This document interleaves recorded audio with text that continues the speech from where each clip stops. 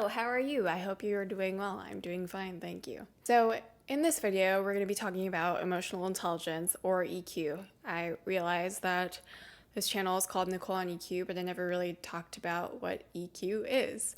So, let's go on a little Google quest, shall we? According to Google, emotional intelligence is defined as, it is a noun, it is the capacity to be aware of, control, and express one's emotions, and to handle interpersonal relationships judiciously and empathetically. So this particular definition I'm not too fond of because it uses the word control. And I personally don't think emotions are things to be controlled, because emotions aren't things that we can really help. They're things that come automatically to us. I don't think we can control how we feel, but I think we can control how we respond to that feeling. So going on with my Google search, on my Google Quest, if you will, I wanted to look up EQ because I've gotten some questions revolving around if EQ refers to emotional intelligence or emotional quotient, and I've heard it be referred to both of those pretty interchangeably. So this next definition sort of cleared the air here.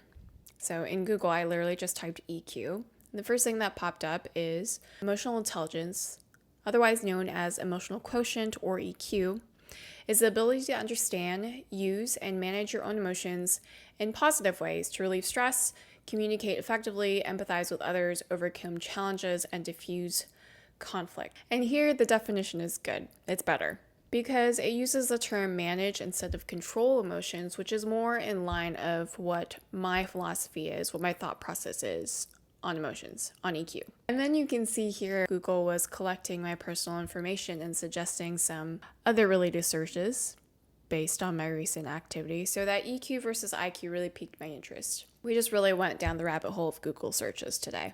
And essentially a lot of what I found of EQ versus IQ were a lot of articles, images, really vouching for the importance of EQ, and some stressing how it's more important than IQ. So here we can see in this picture portraying that IQ is the tip of the iceberg for success, but what most people don't really see or appreciate are the behind the scenes work of EQ, being self-aware, relationship management. And these are critical things that lead a successful person to where they are today. But me personally, I don't really see one better than the other. I think that they both have value in their own respects. So you can see in this picture here, they're kind of opposing forces. But I think to succeed in life, you need to be both book and street smart. But regardless of where your strengths or preferences lie, I think EQ and IQ works hand in hand for successful people. And I have a hunch that the reason behind why there's so many different articles and images and arguments essentially revolving around why EQ is better than IQ, especially in business settings, is because EQ is severely underrated. You know, no one really grows up to see social connections, human connections, as critical aspects of life's successes. You know, I think it's seen more as an afterthought or a nice to have.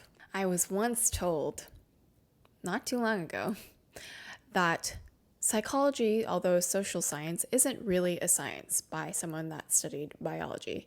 And although it was a joke, I think it really paints the picture and is a prime example of how most people don't really see social sciences, human connection, or emotional intelligence really all that important. But just imagine this. Whatever life path you choose, whether it's climbing the corporate ladder, or maybe starting your own business, doing your own thing, or maybe you just want to be a nomad and travel the world. In all those instances, can you really picture success without being able to fully and effectively understand yourselves and the people around you? I'll give you a second to mull that over. So we could look at all the different statistics and studies that show the benefits of EQ, but for the purpose of this video, I don't think that's entirely necessary. To finish it off, one last Google quest. Google helped me sum up the benefits of EQ in one great sentence. It reads, EQ gives you the skills to help drive your inner world, as well as effectively respond to your outer world. So in a sense, EQ helps you get the best of both worlds. Cue Hannah Montana. You get the best of both worlds. Chill it out, take it slow.